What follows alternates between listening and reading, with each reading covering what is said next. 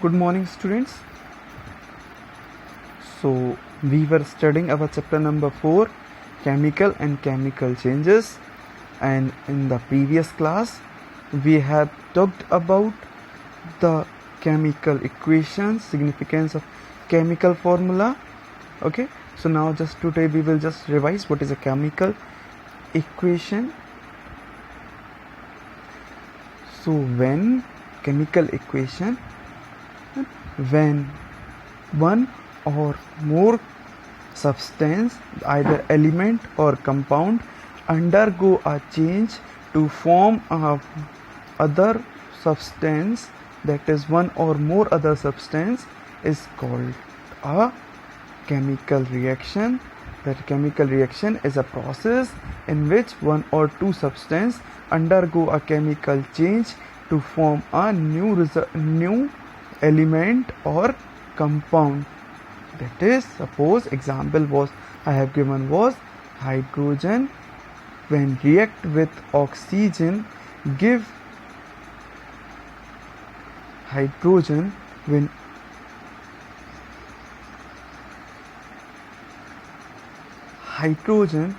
react with oxygen give rise to new product, which is H2O, that is our water. So this is our so this can be said as a chemical reaction, because two elements, hydrogen is an element, oxygen is also an element, both the element undergoes a chemical reaction to form a new substance, that is water.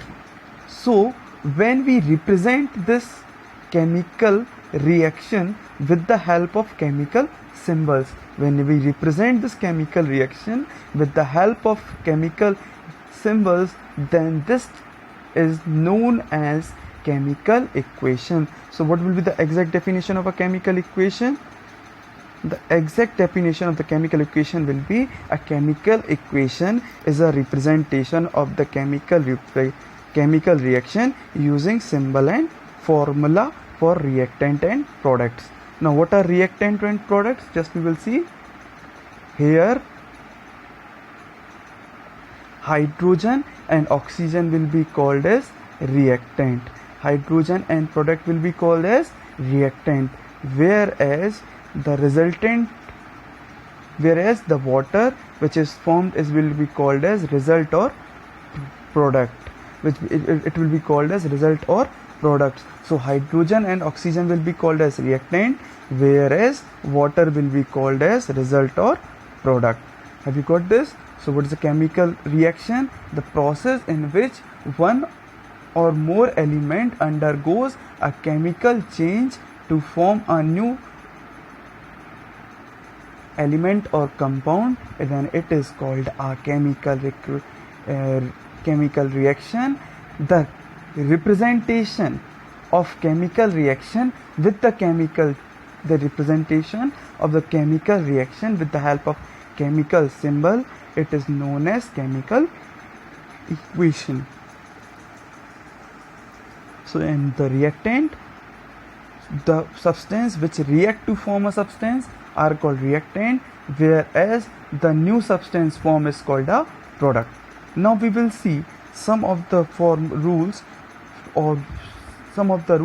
to write a chemical equation.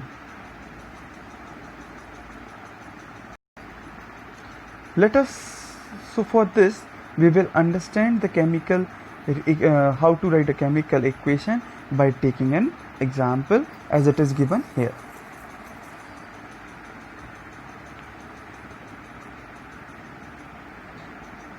First, identifying the reactant. So how would we know that what are the reactant in the chemical equation? So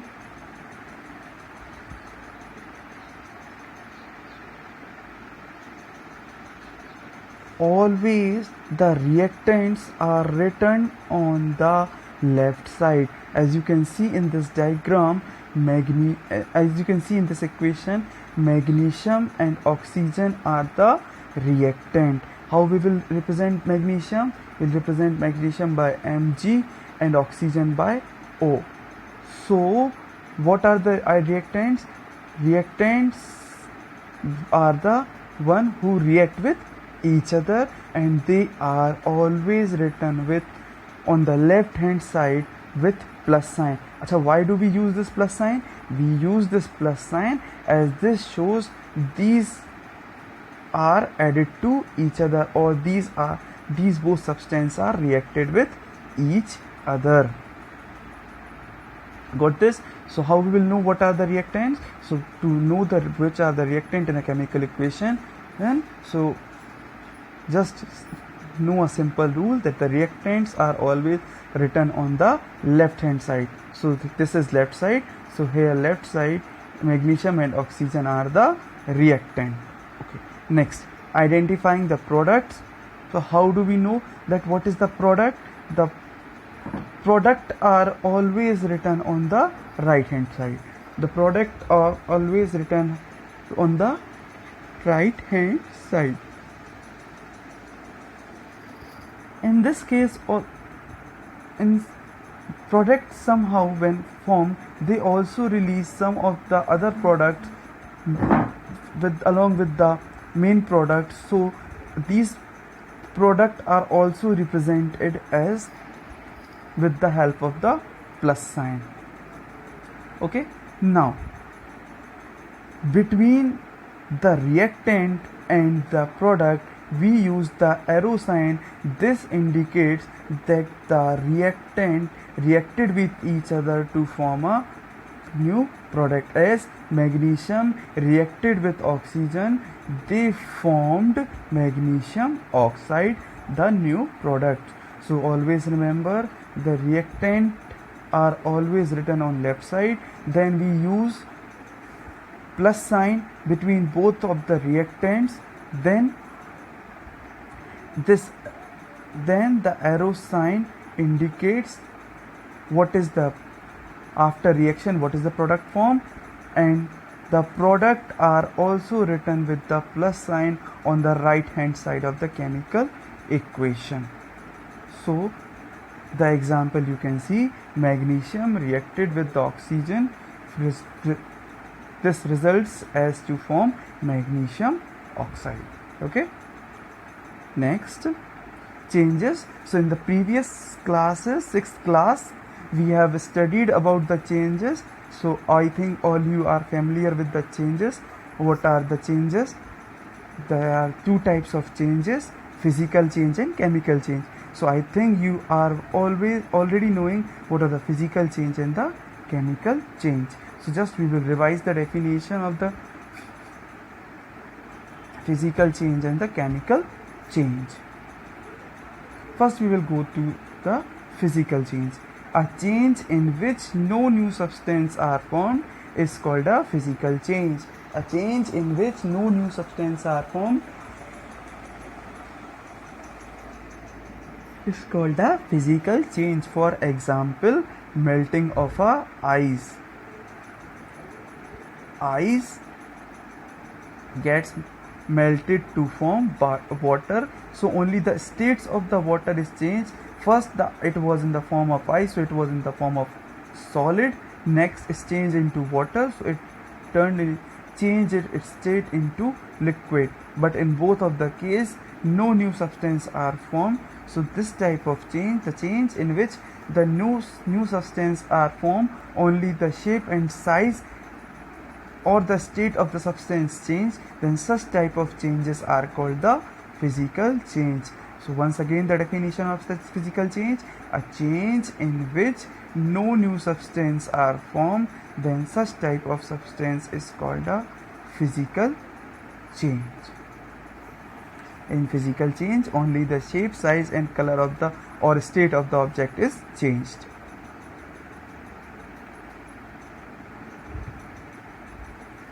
Next, here we talk about crystallization. So what is the crystallization? Have you seen a big piece of rock? When we break this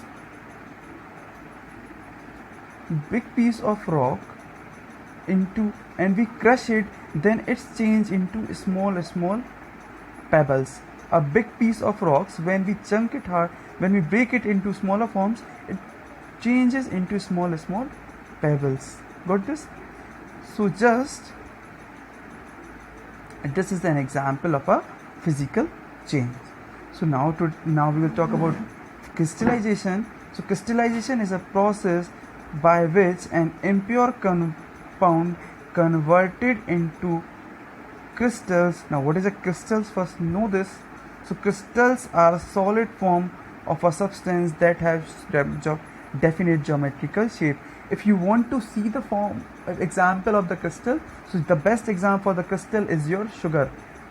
Take sugar from your home, you will see that all the sugar particles have nearly the same shape. Just take the sugar from your home and you will observe that all the sugar particles have the same shape. So this sugar can be said as in the form of crystals. So what are the crystals? Crystals are the solid form of any substance that have definite geometrical shape.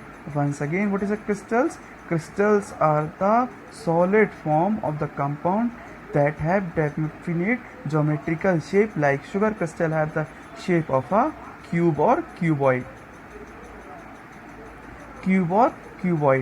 What are crystals? Crystals are the solid forms of the compound that have definite geometrical shape.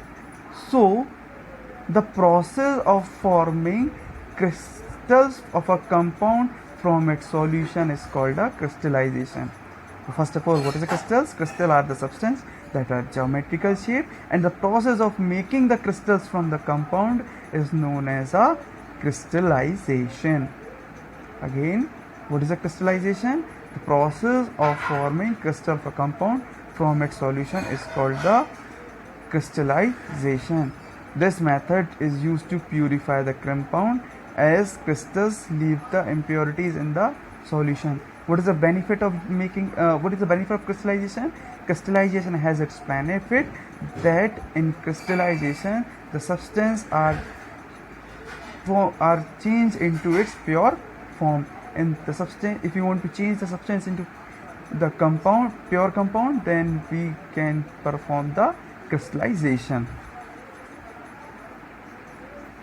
Crystallization is an example of physical change because no new substance are formed. What is the example of physical crystal?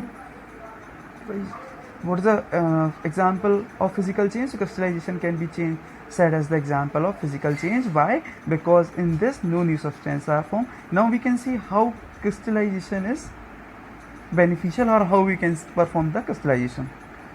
Common salt or sodium chloride is purified by crystallization. It is prepared by evaporating seawater and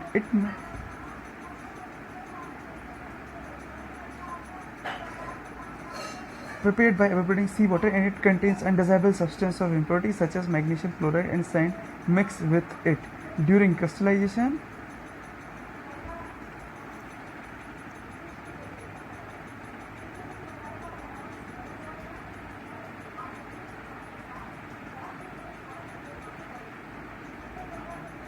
so suppose how we can see an example of crystallization, we will see here.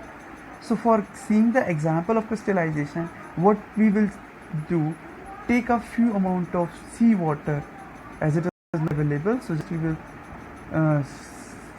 think about an example that take a glass of seawater, and seawater, what it contains? Seawater contains impurities like sand and some kind of other salt. What does the seawater contain? Seawater contains water, sand and some amount of other salt. So how can we remove our common salt or NaCl from the seawater? So to remove, first what we will do? First we will boil this water.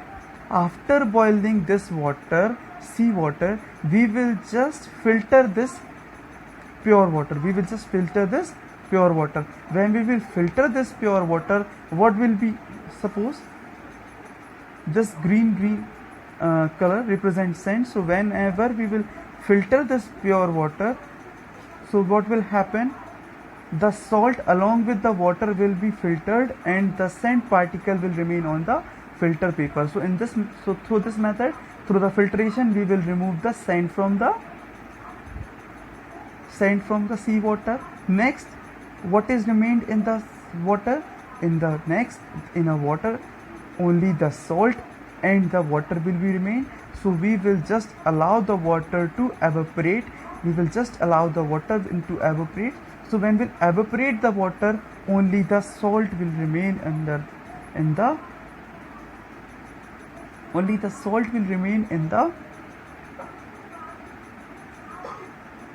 solution. So when only the salt will remain, we can easily identify the sodium chloride crystal, because sodium chloride crystal have a definite shape, and we will just remove all the sodium chloride from the mixture. So once again, how we will do? We will take a salt water, we will boil it, and when we will boil it, and then we will filter this boiled water. When we'll filter this boiled water, so what will happen? Sand will be removed. After removing the sand from the water, we will evaporate the water. When we will evaporate the water, so only salt will be remain in the mixture, and when only the salt will remain, we will remove the salt by common salt and other salt by seeing that the common salt or sodium chloride have the definite geometrical shape. So in this way, crystallization is also used to purify the substance. Next, we are going to talk about the chemical change. So already we know the definitions, just we will revise. A chemical change is one in which two or more substances react to produce a new substance.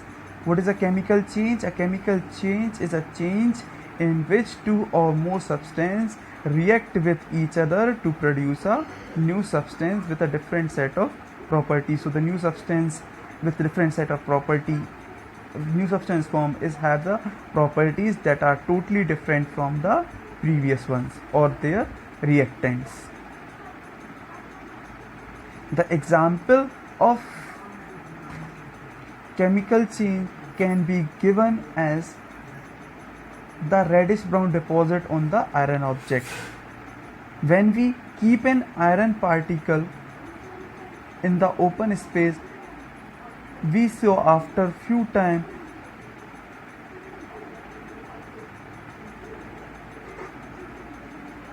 the substance have a reddish brown deposit on it. When we keep our iron particle at any place, we see that the iron particles have some of the reddish color deposit on it. So what is this reddish deposit on it? This reddish deposit on it is the rust. This reddish deposit is the rust. In Hindi we say jung. So how this red rust comes on? This when the iron, that is Fe, react with the atmospheric water and the oxygen. When this water or when this iron react with the atmospheric moisture, so a new substance that is called rust is formed. So the process by which iron react with oxygen is presence of water to form rust is called a rusting. Have you got the rust? What is the meaning of rust? Rust is a reddish brown deposit on any iron surface. What is a rust? Rust is a reddish brown deposit on any iron surface, and the process by which iron react with oxygen in the presence of water to form rust is called a rusting. Now we will say why rusting is a chemical change. Rusting is a chemical change because iron is a different element as it have its own property, water has its own property, and oxygen has its own property. When all these three compound, when all these three compound and element mixes with each other, a new substance that is called a rust is formed. The rust has its own different properties which are different from the properties of the iron, water and oxygen. The properties of iron, water and oxygen are totally different from that of rust. That's why rusting is an example of the chemical change. Now we will just write the Wordley equation for this reaction.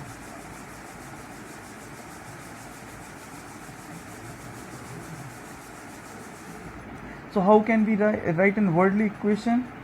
For this we will write an iron. We will write, how we'll write, iron plus oxygen plus water. As I already told, iron when react with oxygen and water give rise to iron oxide. What is the rust formula of rust? The formula of rust is iron oxide. If you want to write the chemical equation, so how you will write? Fe plus O2 plus H2O give rise to FeO.